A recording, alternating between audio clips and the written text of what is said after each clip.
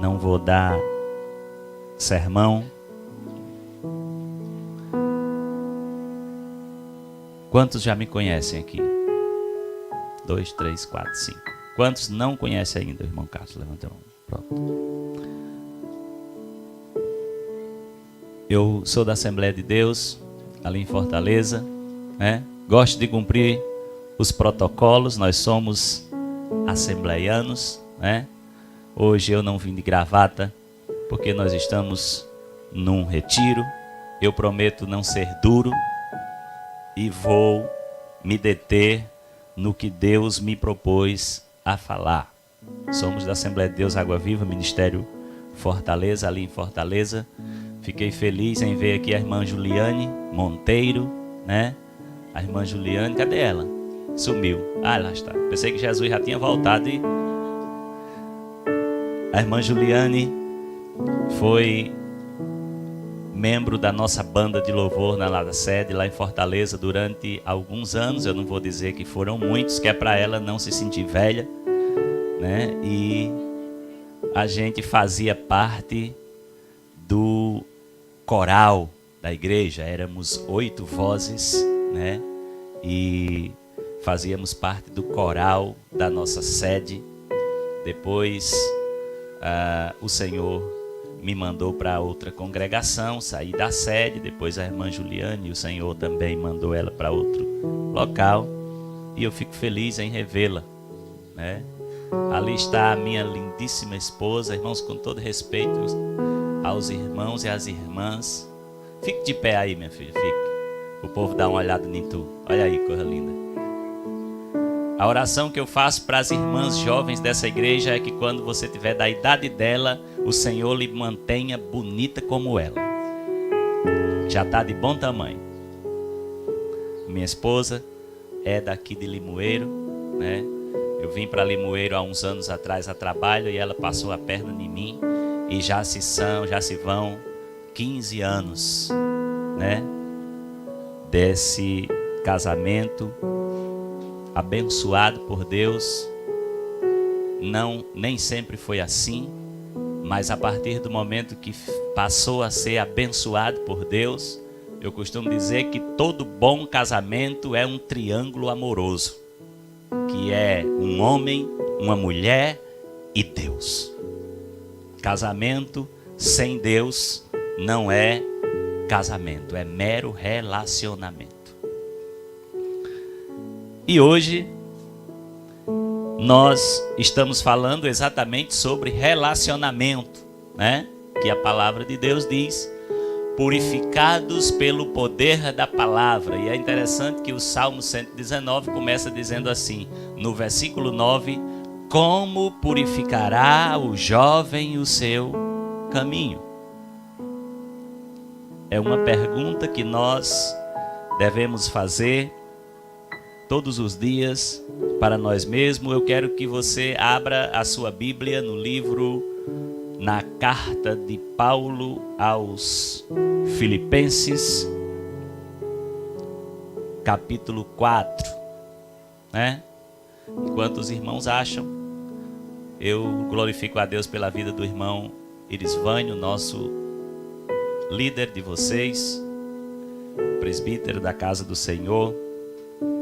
Para os irmãos entenderem o que Deus faz na vida de um homem, o irmão Vânio e eu trabalhávamos juntos aqui em Limoeiro e cidades vizinhas.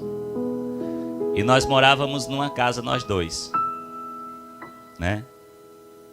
A nossa mobília era uma geladeira sem o motor. Eu vou dizer, depois vamos embora, você fica aqui e se vira. A nossa mobília era uma geladeira sem o motor, né? Uma cômoda que a gente tomou de uma mulher que era mal pagadeira lá em Russas. E uma rede branca. A dele era branca com bolinha, mas não era bolinha, não era o design da rede, não, era sangue, né? A gente bebia quase todo dia e ele chegava em casa melado Pegava no sono as muriçocas, fazia o que queria. Ele era pequenininho, eu tinha medo das muriçocas carregar ele, meu irmão, porque na cidade alta tem cada muriçoca. E o Senhor nos tirou do lamaçal do pecado, nos colocou no lugar de príncipes na casa do Senhor. Quando nós falamos de que o Senhor pode transformar vidas, quando nós falamos de que Deus é aquele que faz na vida de qualquer um, nós falamos com propriedade, porque Ele fez na minha e fez na dele. Quantos acharam Filipenses 4? Amém? O versículo 8 diz assim: quanto ao mais, irmãos, tudo que é verdadeiro, tudo que é honesto, tudo que é justo, tudo o que é puro, tudo o que é amável, tudo o que é de boa fama, se há alguma virtude, se há algum louvor, nisso pensai.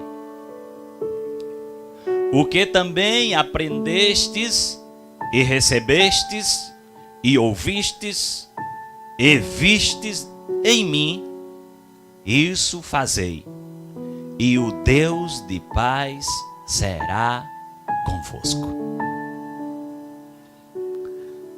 Feche os seus olhos, não feche a sua Bíblia não. Se tiver celular, ninguém vai roubar, pode fechar, fique sem medo. Paizinho querido, nós estamos na tua casa. Aliás, Senhor, nós nem estamos na sua casa, nós somos a tua casa. Então continua falando conosco nesta manhã. Dai-nos graça para que possamos ser entendidos, e fala o que tu queres falar em nome de Jesus. Amém. Amém? Eu quero bater um papo com vocês hoje sobre alguns assuntos que nós precisamos levar em consideração e tê-los como relevante para os dias atuais dentro da igreja. Quando o Senhor Jesus esteve na terra, ele falava de algo que hoje para nós é meio que retrógrado, é meio que quadrado. Jesus falava de oliveiras, falava de videiras ou plantações de uvas, falava de coisas que eram inerentes à população ou à sociedade daquele tempo para o qual ele veio. E hoje nós devemos falar das coisas que são inerentes e concernentes ao nosso tempo, aos nossos dias, que a igreja muitas vezes, por falta de entendimento, não é o caso da igreja daqui, que é uma bênção, mas muitas vezes por falta de preparo, muitas vezes por falta de tempo, nós deixamos de ensinar, deixamos de pregar dentro das igrejas, e Satanás tem se aproveitado disso para tragar vidas, para levar jovens, para levar famílias para o abismo, porque o papel dele é esse: é roubar, matar e destruir. E assim como é necessário muito treinamento, Paulo falava que o homem é como um atleta, que ele precisa de correr para atingir o alvo. Pedro diz que se você está correndo, corra de forma que você alcance aquela pessoa que está na sua frente, que é líder da corrida. Paulo tinha muito essas ilustrações, ele falava muito sobre treinamento, sobre tarefas que nós devemos ter para estarmos no centro da vontade de Deus e correndo para que atinjamos o nosso alvo. Em nenhum versículo da Bíblia eu encontro um termo dizendo que quem perder vai receber uma coroa da vida. Alguém já viu? Ser fiel até a morte. Geralmente é assim. Alguém já viu algum versículo que diz assim: aquele que empatar sentará à minha destra, né? Ou aquele que perder, farei entrar nos céus pela porta. Tem ou não? É ao que vencer. É ao que vencer. E para se vencer, nós precisamos de lutar. Amém? Quantos estão lutando aí? Levante a mão assim. Muito bem. Como é necessário muito treinamento para a prática de qualquer atividade física que nós façamos, nós também devemos e precisamos treinar e treinar com diligência a nossa vida cristã. E esse treinamento, ele requer aspectos como tempo, dedicação, energia, visão e prática contínua ou prática continuada. Você tem que lutar todo dia. A palavra de Deus diz que é de fé em fé, de glória em glória, e você não pode parar. Hebreus 9:27, ele diz que ao homem é concedido morrer uma só vez e segue-se depois disso o juízo. Salmos capítulo 90, versículo 9, o salmista diz que a vida do homem é de 60 anos, 70, e os mais vigorosos viverão 80 anos. E depois o tempo passa e nós voamos. Então, se a palavra diz que nós temos uma só vida, e o salmista vem atrás e diz que essa vida é curta, nós devemos nos preparar ainda mais para estarmos nessa carreira. Amém? Todos nós devemos nos empenhar na manutenção e na melhoria da nossa vida cristã, e para isso nós precisamos conhecer algumas regras, algumas diretrizes que são descritas na palavra de Deus. Paulo, escrevendo ao seu jovem pastor Timóteo, no capítulo 2, versículo 15 da segunda epístola, ele diz que se alguém milita, não será coroado se não militar legitimamente. Nós precisamos militar não tão somente, mas militar legitimamente, porque nós devemos lutar para vencer. Nós não devemos lutar para ser empatadores e nem devemos lutar para ser perdedores. Nós devemos lutar para ser vencer. Quem é vencedor? Levante a mão assim. Nós somos vencedores em Cristo Jesus. Aliás, a palavra de Deus diz que em Cristo nós somos mais do que vencedores.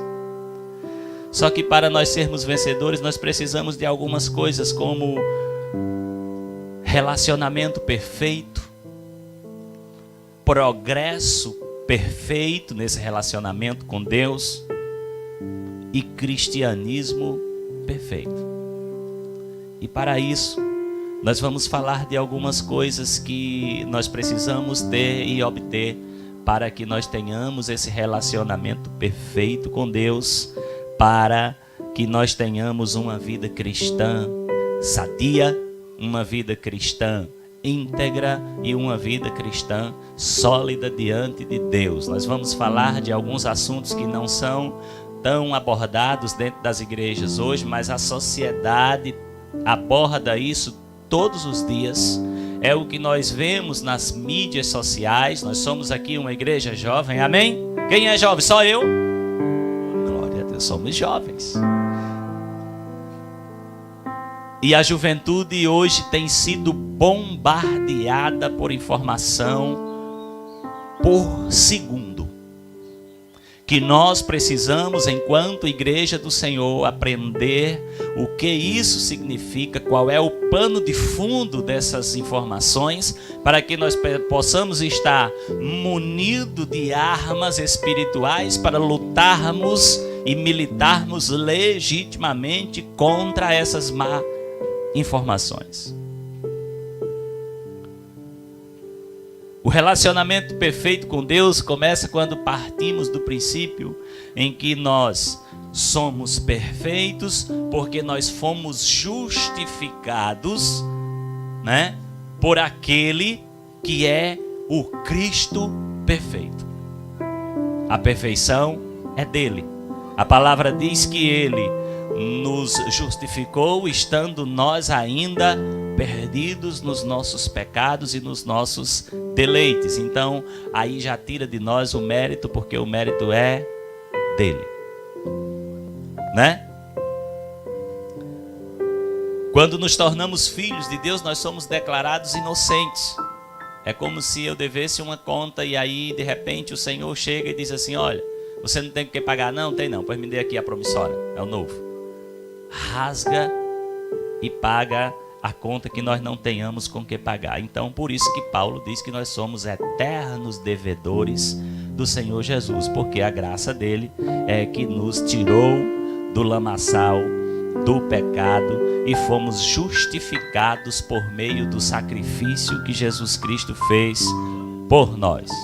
E essa perfeição, ela é absoluta e ela é imutável, dependendo do nosso comportamento enquanto cristão, enquanto igreja. Porque o Senhor, ele é o mesmo ontem, hoje e sempre, ele não muda. E ele disse assim: aquele que vier a mim, de maneira nenhuma eu lançarei fora.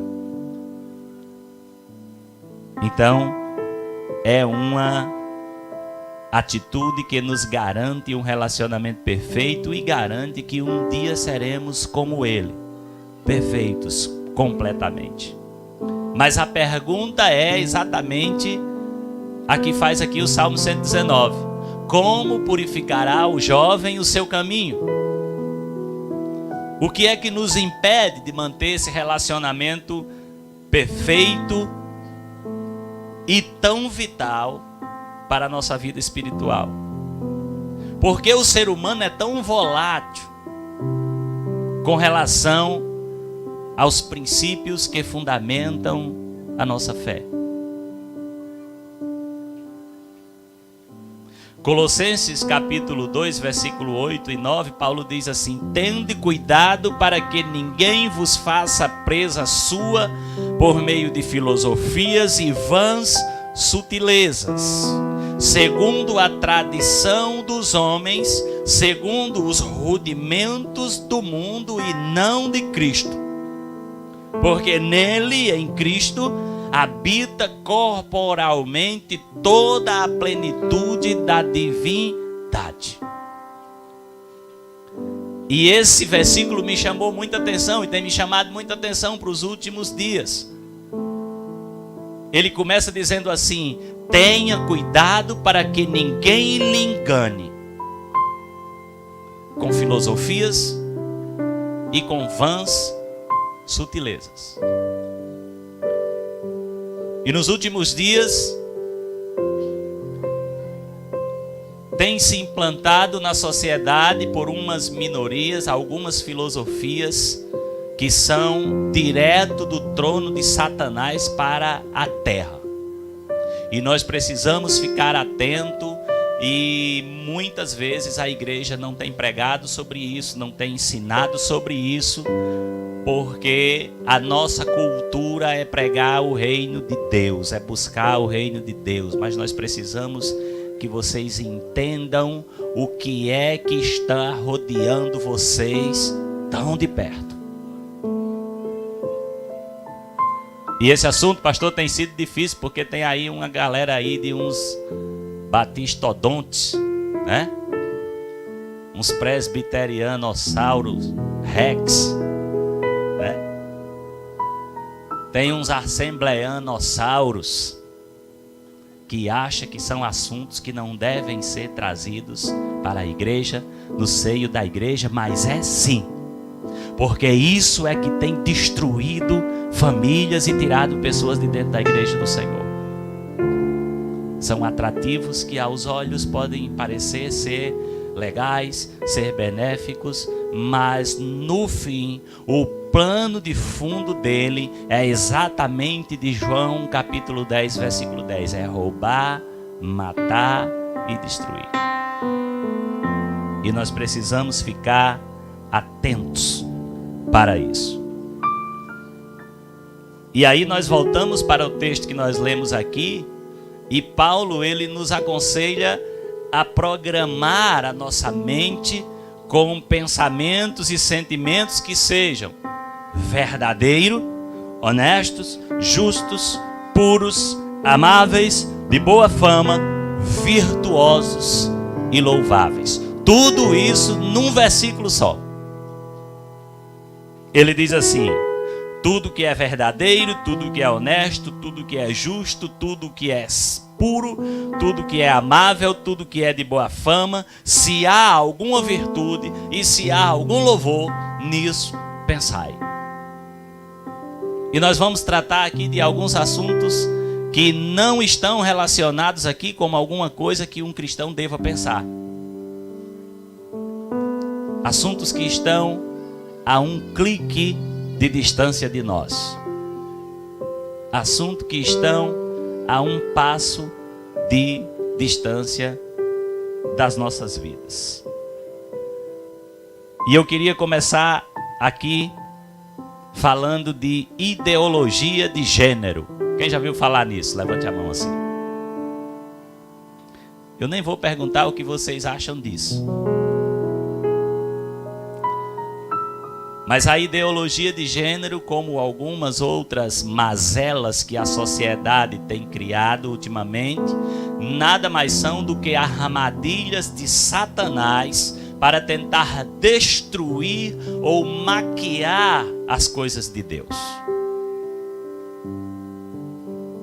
A ideologia de gênero, ela vem com a ideia de que Gênesis capítulo 1, versículo 27, é mentira.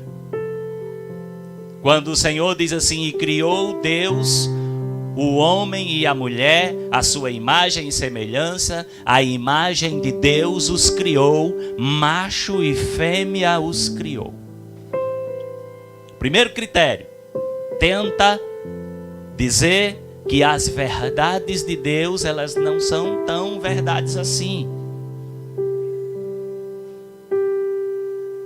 Fruto de uma sociedade que nós chamamos pós-moderna, mas que na verdade são ignorantes a ponto de nos compararmos àquele mesmo povo lá de Nínive que Deus disse para Jonas que eles não sabiam diferenciar a mão direita da mão esquerda. Hoje está se criando uma sociedade como essa. Mas eu acredito que a igreja do Senhor é aquela igreja que Pedro fala na segunda carta dele, capítulo 2, versículo 9, ele diz: mas vós sois a geração eleita, o sacerdócio real, o povo santo, povo adquirido, para que anuncieis as virtudes daquele que vos tirou das trevas para a sua maravilhosa luz. Eu acredito que nós somos essa geração. Para vocês terem uma ideia, a burrice da sociedade é tão grande que nesse último Enem que houve agora, irmão Vânio, mais de 400 mil pessoas tiraram 0 em redação. É um povo que não sabe diferenciar a mão direita da esquerda. Esses dias eu estava assistindo um programa de auditório e o entrevistador perguntou quem era o presidente da República. A criatura respondeu: Michel Teló. Pior, teve outra que ele perguntou quem foi que descobriu o Brasil. A menina disse: Lampião. Sério, é sério. Seria cômico se não fosse trágico. Mas é reflexo de uma sociedade que é fruto de pessoas que têm preguiça de se informar, de pessoas que têm preguiça de estudar, que dão mais ouvidos às conversas do Facebook do que a palavra de Deus. E a palavra de Deus que nos diz que o temor ao Senhor é o princípio da sabedoria. Olhe para a pessoa que está do seu lado e diga assim: quer ser sábio? Olha aí, pergunte com força: quer ser sábio? Tema a Deus. O segredo é temer ao Senhor. E o pior de tudo é que querem empurrar de goela abaixo nas nossas igrejas, nos nossos jovens, que isso é normal. E Satanás aproveita dessas situações para tirar proveito dessa situação caótica que a sociedade está passando e entra na vida e na família de pessoas nécias, destruindo futuros, destruindo ministérios, destruindo famílias e levando para o buraco. Mas qual é o conceito da ideologia de gênero? É exatamente o conceito de que o homem, ele não nasce mulher ou ele não nasce homem. Isso é uma questão, segundo a formação da ideologia de gênero, é uma questão cultural. A cultura é que nos faz isso. E esse conceito foi criado porque, pense num povo para gostar de copiar coisa ruim, é o brasileiro. Foi copiado por um filho do Satanás chamado Karl Marx, viu? Nunca esqueçam desse nome. Quando vocês tiverem filho, não botem nome no filho de vocês desse nome, Karl Marx, que era um alemão que inventou esse negócio da ideologia de gênero, ou machismo, que provém do nome dele. E isso veio para o Brasil com uma conotação de que a Bíblia está errada e que o homem não nasce homem, Deus não fez homem, homem, mulher, mulher. Deus fez o ser e a partir daí ele se desenvolve e ele vai escolher o que ele quer ser na sua idade adulta. Filosofia vã, engodo de Satanás. E aí, se nós levarmos para o entendimento, partindo do princípio da língua portuguesa, o que é ideologia? Ideologia é um conjunto de ideias, princípios, sejam filosóficos ou não, sociais e políticos que caracterizam os pensamentos e os sentimentos de um povo, indivíduo ou grupo social. Segundo o dicionário, é o que é a ideologia. É um conjunto de ideias ou um grupo de palavras que formam princípios filosóficos. E o que é gênero? Gênero é exatamente a propriedade de algumas classes de palavras, notadamente elas são substantivos ou adjetivos, que apresentam um contraste de masculino, de feminino ou neutro à gramática. Alguém se lembrou da 8ª série, né? Nós estudamos muito isso. Que é exatamente gênero. O gênero é exatamente o que dá a um substantivo a sua classificação como masculino, como feminino ou como neutro ou comum aos dois gêneros. No tempo que eu estudava, a professora ia perguntando assim: o que é isso? Masculino. Isso, feminino. Quando você, por exemplo, a mesa, feminino. O tecladista, masculino. É masculino? Masculino, não errei não. Cobra.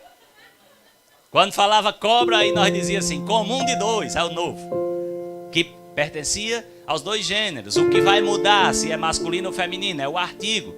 Ou cobra ou a cobra, né? Que não existe essa questão de ou cobra, é mais codinomes, né? Meu filho é masculino, viu? Eu tava brincando com você. Não se preocupe não. Negócio de ideologia de gênero é lá na Fortaleza. Que não existe isso não. O que ocorre é que o ser humano, com relação à sua essência biológica, ele não diz respeito a gêneros e nem diz respeito a ideias ou a ideologia. É sexo. Gênero é gramática. O púlpito é masculino, a Bíblia é feminina, o tablet é masculino, ali a caixa é feminina, o tecladista eu já sei que é masculino. Não adianta nós inventarmos novidade, porque não há nada de novo nisso, isso é gramática. O ser humano não se enquadra nisso, é para além disso. A Bíblia deixa claro: e criou Deus o homem e a mulher à sua imagem e semelhança, a imagem de Deus os criou, macho e fêmea os criou. Sexo é biologia, o homem é do sexo masculino, a mulher é do sexo feminino, e não existe outro sexo. Pelo menos lá em Fortaleza não tem ainda não. Existe uma galera aí, né, que misericórdia. Tem um abençoado aí que a mídia levantou agora, chamado Pablo Vittar, né? Um pneu com um bucho canta melhor do que ele, irmã Juliane, né? E ele foi eleito agora o cantor do ano. Aí, quando as pessoas vão tratar dele, trata com artigo feminino, mas o nome dele é Pablo Vittar e nós sabemos que ele é homem. E embora ele queira ser mulher, ele nunca vai conseguir, porque Deus não fez ele mulher, Deus fez ele homem. E a primeira coisa que Satanás faz na vida do ser humano é tirar dele a identidade dele. Identidade de gênero também. Hoje, se você perguntar para ele, olhando dentro dos olhos dele, o que você é, ele vai bombear antes de lhe responder, porque ele não sabe se ele é homem ou se ele é mulher. Nós sabemos que é homem. Aliás, não é tão homem, né? Porque quando eu digo que um cabra daquele é homem, eu vou dizer que meu pastor é o quê? Super-homem, né? Então, a gente não baldear o negócio, né? E botar um caboclo daquele no mesmo nível de masculinidade que nós, né? Então, o ser humano, ele não faz parte disso, irmãos. Nós precisamos ter esse entendimento. Sexo é biologia. O homem é do sexo masculino, a mulher é do sexo feminino, né? E quem é o homem ou a mulher para tentar criar alguma coisa, para tentar dizer e enfiar na cabeça da sociedade que isso é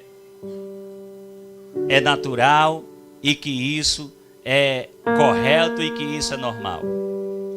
Sem falar que o nosso país é um país predominantemente cristão.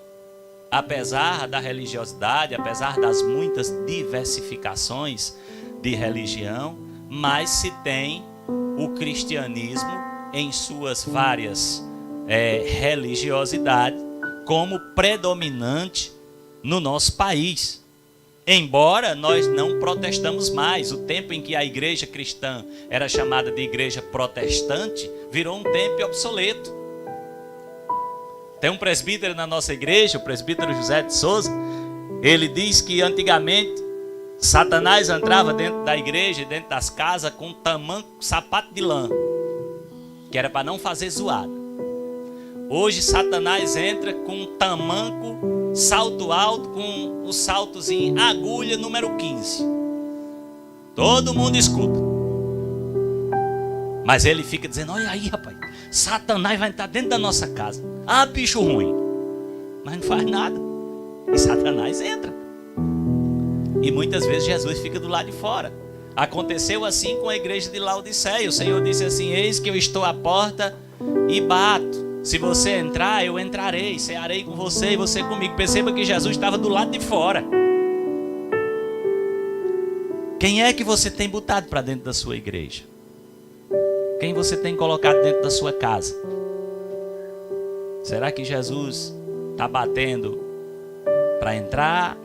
Ou ele está abrindo a porta para atender quem bate? Isso faz toda a diferença em nossa vida. O que não se pode enquanto igreja é deixar ser dominado por essas filosofias, por essas minorias. Minorias que não têm base teológica, que não tem base teórica, que não tem bases científica, não tem credibilidade suficiente do ponto de vista comportamental, para impor regras à sociedade, principalmente à sociedade cristã. Devemos ter esse entendimento. Não estou instruindo os irmãos a serem agora radicais xiitas do evangelho. Você vê uma pessoa que não comunga do mesmo pensamento que você, que tem esse entendimento sobre essa mazela de gênero, de ideologia de gênero, você amarrar uma bomba nos peitos e estourar perto dele. Não, absolutamente. São pessoas que precisam de Jesus como nós. Mas a Bíblia diz que nós devemos trazê-los para nós e não irmos nós para eles. Porque nós estamos aqui em cima já, no patamar mais alto. E essas pessoas precisam subir para onde nós estamos. Porque eles também são amados de Deus. Eles também são almas que precisam de Jesus Cristo, como nós precisamos sempre e precisávamos mais ainda quando estávamos na nossa ignorância e na nossa condição de pecadores. Amém?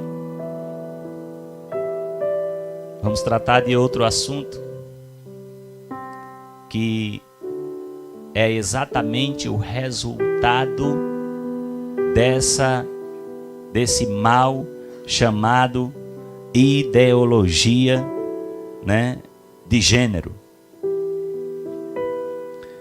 É exatamente o fato de não termos uma predominância com relação ao que nós somos, com relação ao que nós queremos ser, e isso tem levado muitas pessoas a buscar prazeres onde não deve.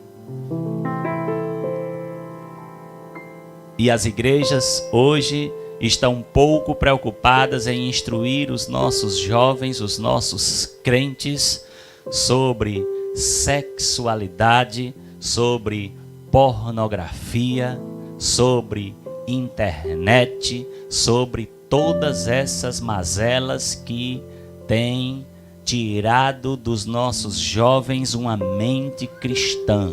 E a Bíblia diz que nós devemos ter a mente de Cristo. Por isso que Paulo diz: se for verdadeiro, se for justo, se for santo, se for de boa fama, se for louvável, pense nisso. Nós precisamos ter muito cuidado. Para vocês terem uma ideia, de todos os sites acessados no mundo, nos seus quase 9 bilhões de habitantes, 14% são de conteúdos pornográficos. 14%.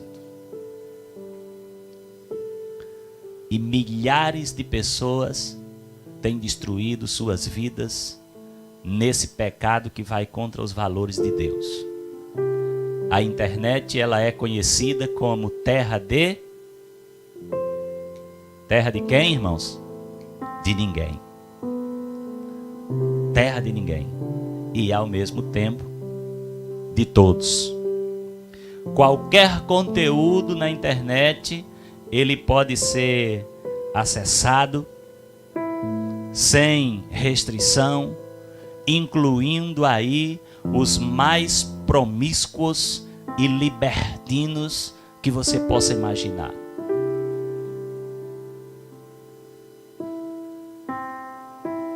As publicidades, elas têm usado desse subterfúgio da nudez e da sexualidade, principalmente das mulheres, para vender seus produtos.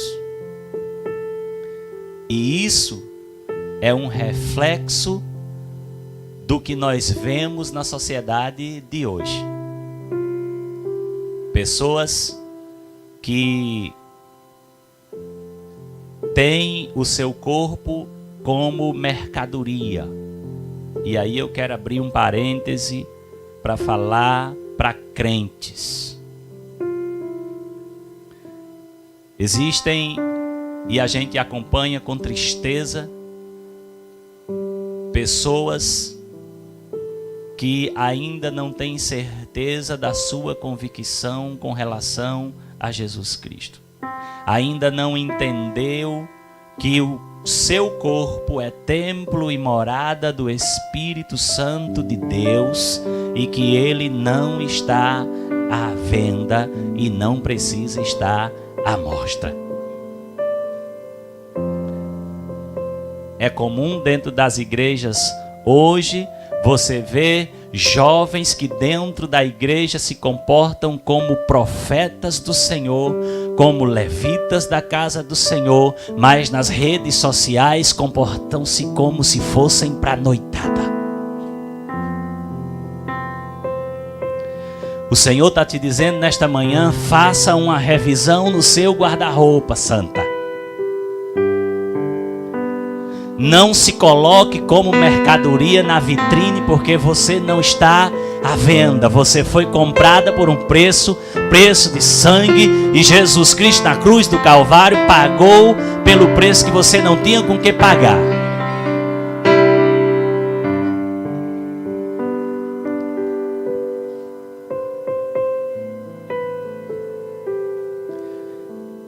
A indústria pornográfica fatura mais, pasmem, do que a Microsoft, o Google, a Apple e a Amazon juntas.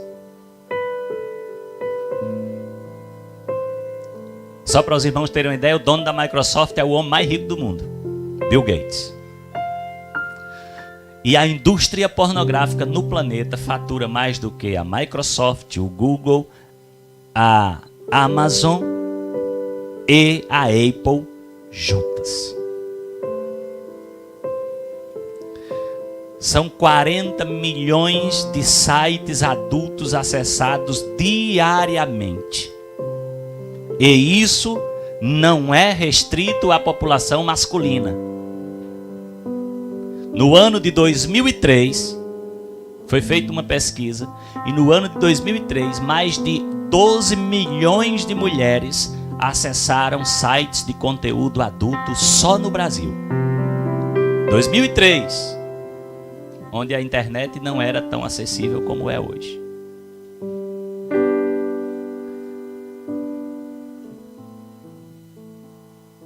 Um estudo recente feito por o INEX, Instituto Internacional de Excelência Humana, inclusive eu e a minha esposa fizemos um curso de desenvolvimento e liderança no INEX.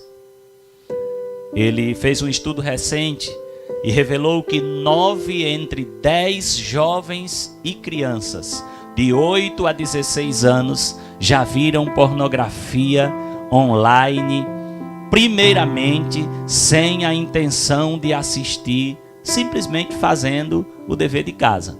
E por que eu digo primeiramente? Porque geralmente tem aquela primeira vez que você faz sem a intenção de fazer. Aí você desperta a curiosidade. E você vai voltar a querer ver a segunda vez. E isso vicia.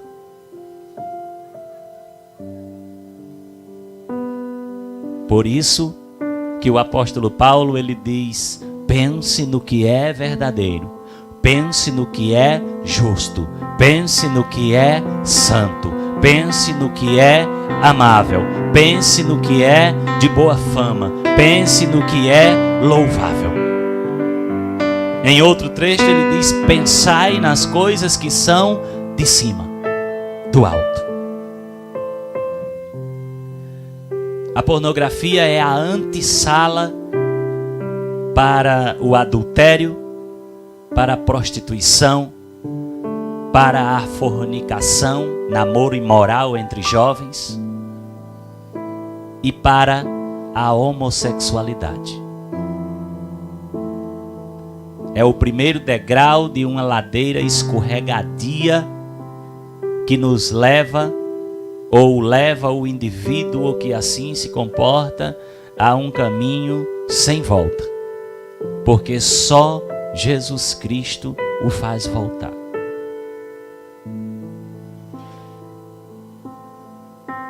E o primeiro passo é exatamente, muitas vezes, sem intenção. Muitas vezes, o simples fato de você tentar fazer algo que Deus não aprova. E nós sabemos.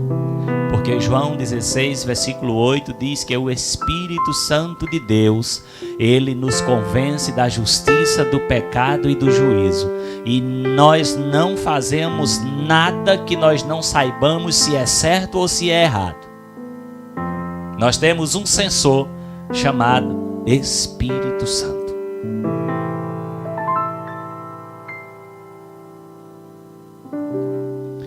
Em Romanos capítulo 6, versículo 19, Paulo diz assim: eu falo para vocês como homem, pela fraqueza da vossa carne, pois que assim como apresentaste os vossos membros para servir à imundícia e à maldade, para a maldade, assim apresentai agora os vossos membros para servirem à justiça, para a santificação.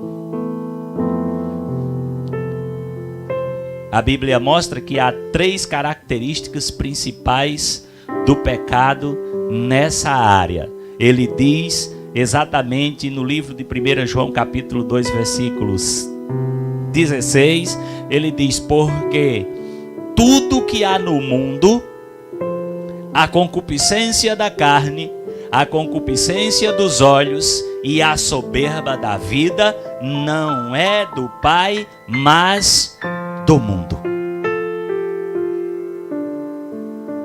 Quem é cristão aqui? Levante a mão assim. Quem é que tem a mente de Cristo aqui? Levante a mão. Nós vamos pensar nas coisas que são de cima. Ter a mente de Cristo é pensar como Cristo pensava. É falar como Cristo falava. Por isso que o apóstolo Paulo, exatamente aqui na lição que nós, no texto que nós lemos, irmão, a lição é porque essa hora eu estaria dando aula. Eu sou professor de escola bíblica e sou superintendente de escola bíblica lá na nossa igreja, lá em Fortaleza. No versículo 9 ele diz assim: o que também aprendeste e recebeste e ouvistes e viste em mim, isto fazei. O que é que as pessoas estão vendo em nós? O que nós queremos de Deus enquanto igreja nesse tempo? Qual é a leitura que o incrédulo faz quando ele olha para você? Os irmãos de José viam José vindo de longe e diziam assim: lá vem o sonhador. O que é que as pessoas vão dizer de você quando te ver vindo ao longe?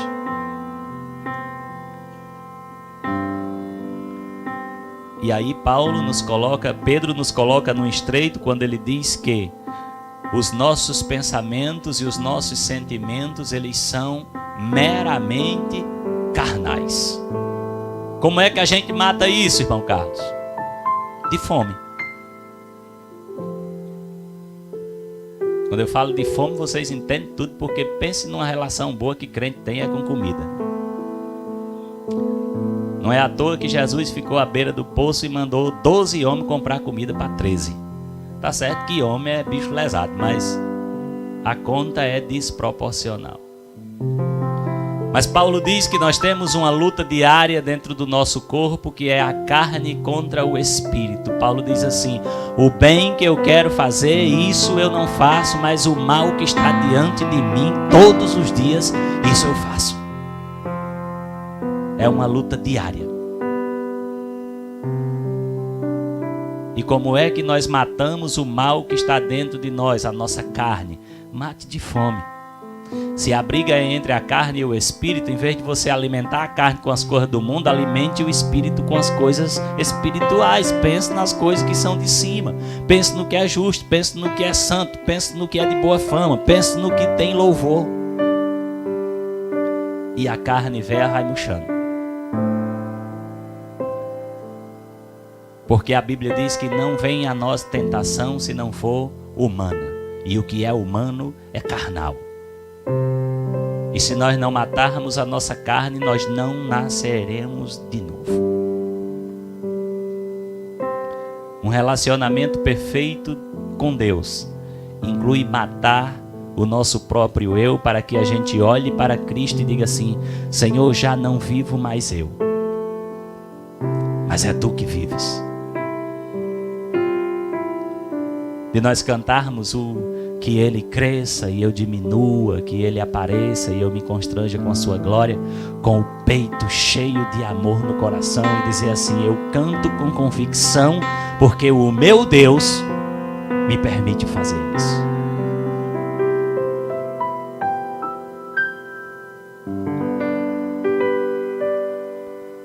A pornografia é viciante.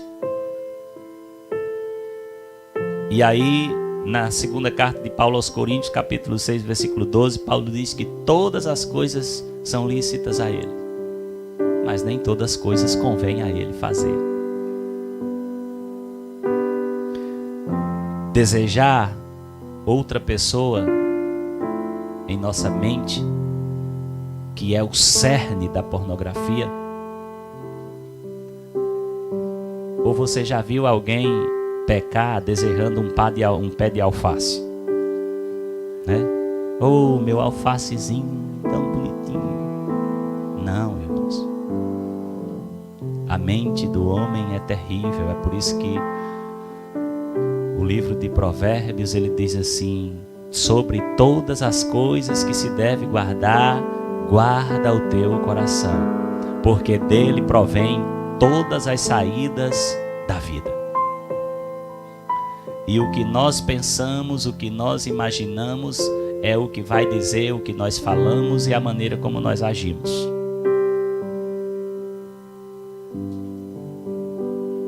Aí Jesus diz em Mateus capítulo 5, versículo 28, ele diz assim: eu, porém, vos digo, que qualquer que atentar para uma mulher com a intenção de possuí-la, ou de tê-la, ou de amá-la, ou de cobiçá-la, já no seu coração cometeu adultério com ela.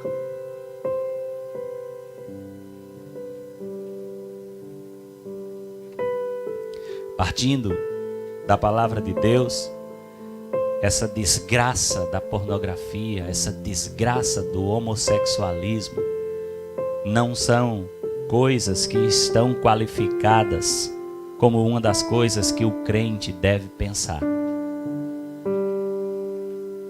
Paulo diz: pense nas coisas que estão de cima. Pedro, na sua primeira carta, no capítulo 1, versículos 15 em diante, ele diz assim: mas como é santo aquele que vos chamou, sejais vós também santos em toda a vossa maneira de viver. Versículo 16, ele diz: porque está escrito, sede santo, porque eu sou santo.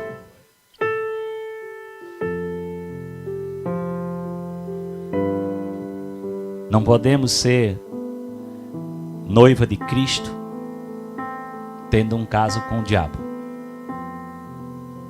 Jesus, diferentemente do que a sociedade prega, Jesus é radical. Viver o evangelho, meu irmão, não é coisa para quem quer, não. É para quem tem coragem. É para quem é doido. Jesus disse: aquele que não é comigo é contra mim. É por isso que Paulo disse que o evangelho é loucura. Mas a loucura que nos leva para o céu está valendo. Provérbios diz que é muito melhor ser um homem pobre, mas sábio, do que um rei rico, mas ignorante. Então vamos ser loucos, porque qualquer hora a trombeta vai tocar e nós vamos direto para o céu sem bater nem nas tabelas. Quem é que vai comigo? Glória a Deus. Eu acredito nisso. Eu acredito nisso. Tenham cuidado com os relacionamentos em que vocês se envolvem. Hoje, para a sociedade, se uma jovem de 13 anos, 14 anos não tiver uma vida sexual ativa, ela é quadrada, ela é antiquada, ela é retrógrada e ela é de um tempo anterior ao nosso tempo.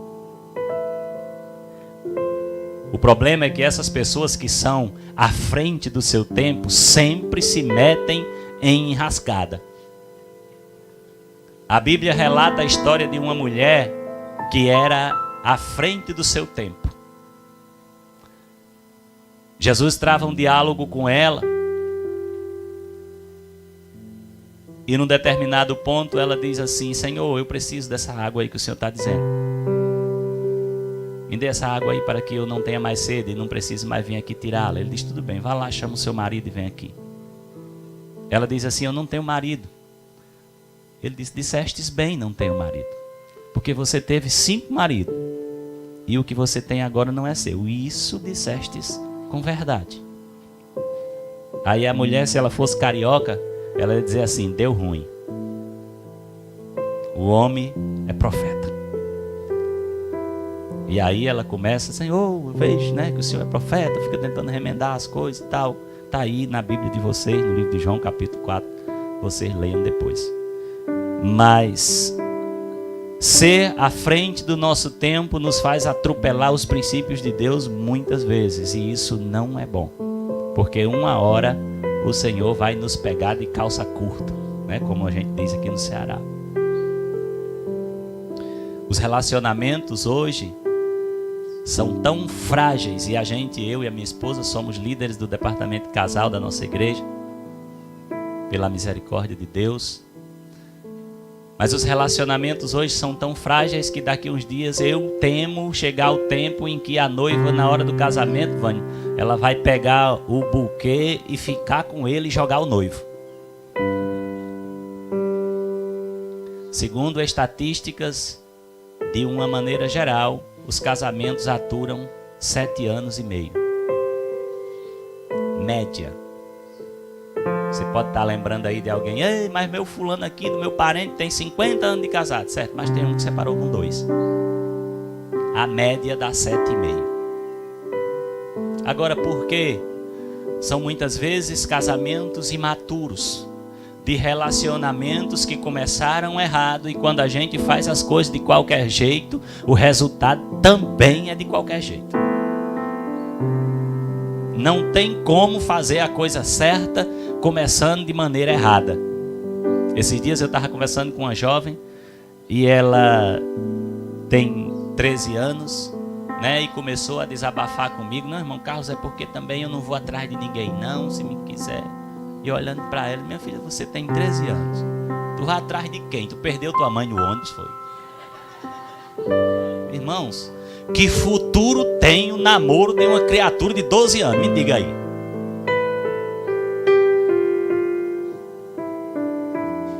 Não estou dizendo que você não possa ter boas amizades. Não estou dizendo que você não possa até sentir algo por alguém. Mas a gente não pode evitar que um pássaro faça cocô na nossa cabeça.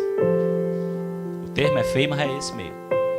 O pássaro vai passando lá, nós não temos controle sobre ele, muito menos sobre o material lá que ele solta. Mas você pode evitar que ele venha e faça um ninho na sua cabeça. Nós colocamos grades nas nossas casas, nas nossas janelas, colocamos portões de ferro, porteiro eletrônico, cerca elétrica, os cambau a quadro. Mas na nossa mente, que é de onde provém todas as saídas da nossa vida, nós deixamos escancaradas para quem quiser entrar e se aninhar e fazer o que quiser. Aí Pedro diz: como é santo aquele que vos chamou, sede também vós santo em toda a vossa maneira de viver, porque está escrito: sede santo, porque eu sou santo.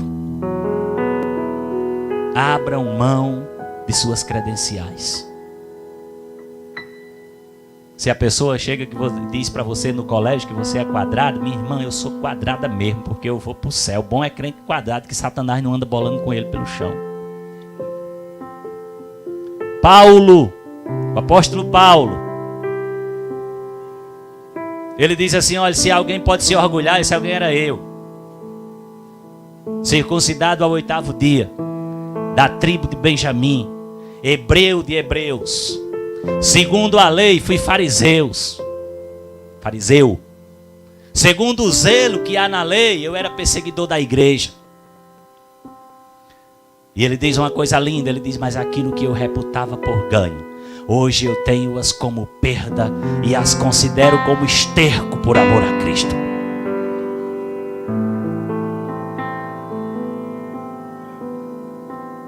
Ah, irmão, mas é difícil, como é que nós vamos fazer? É difícil, nós somos falhos, somos pecadores, o Senhor conhece o nosso coração, conhece as nossas falhas. E o homem, ele já era para nascer com a etiquetazinha no pé, com um nome assim, com defeito. Porque pense como nós somos especialistas em escorar as nossas falhas nos nossos defeitos. Mas nós devemos abrir mão das nossas coisas para que Cristo viva em nós. Para que nós possamos resplandecer o rosto de Cristo em nossas convicções. E como é isso, irmão Carlos? Está aqui a lição. Filipenses 4, capítulo 3, capítulo 13 e 14. Ele diz assim, quanto a mim, meus irmãos, eu não julgo que eu haja alcançado.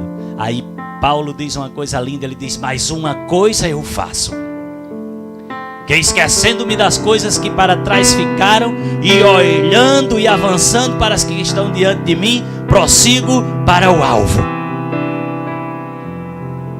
pelo prêmio da soberana vocação de Deus em Cristo Jesus. É difícil? É, mas não é impossível não. Ser santo, ser separado do pecado, ser separado do mundo, para as coisas de Deus, para viver com Deus, para ir para o céu, não é algo inatingível. Que nós possamos aplicar nas nossas vidas aquela lição de 1 Pedro capítulo 2, versículo 9. Nós precisamos saber quem nós somos em Jesus Cristo. O Senhor, Ele sabe quem nós somos. Nós precisamos saber quem nós somos nele e o que Ele é para nós.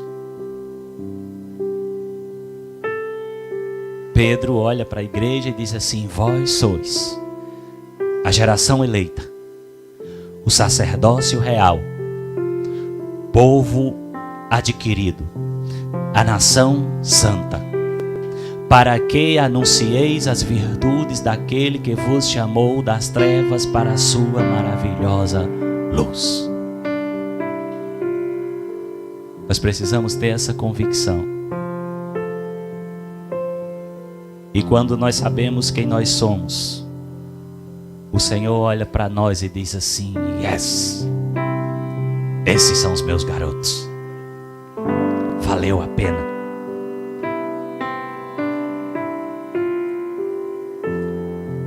Que o Senhor nos ajude e nos abençoe. E mais uma vez, peço encarecidamente aos amados, pensai nas coisas que são de cima. Pensai nas coisas que são santas, nas coisas que são de boa fama, nas coisas que são louváveis, porque em 2 Coríntios capítulo 5, versículo 17, Paulo diz que se alguém está em Cristo, ele é nova criatura, e as coisas velhas passaram, e eis que tudo se fez novo. Deus não exige de você perfeição. Deus exige de você progresso. Caminhe com o Senhor. Louve ao Senhor. Sujeitem-se a Deus. E a Bíblia diz que vocês resistirão ao diabo e ele fugirá de vós. Amém? Que Deus os abençoe. E eu agradeço a Deus pela riquíssima oportunidade que os meus pastores me deram, em nome do Senhor Jesus Cristo, que há de vir para resgatar aqueles que esperam nele com paciência. Amém? Quantos estão felizes com Jesus?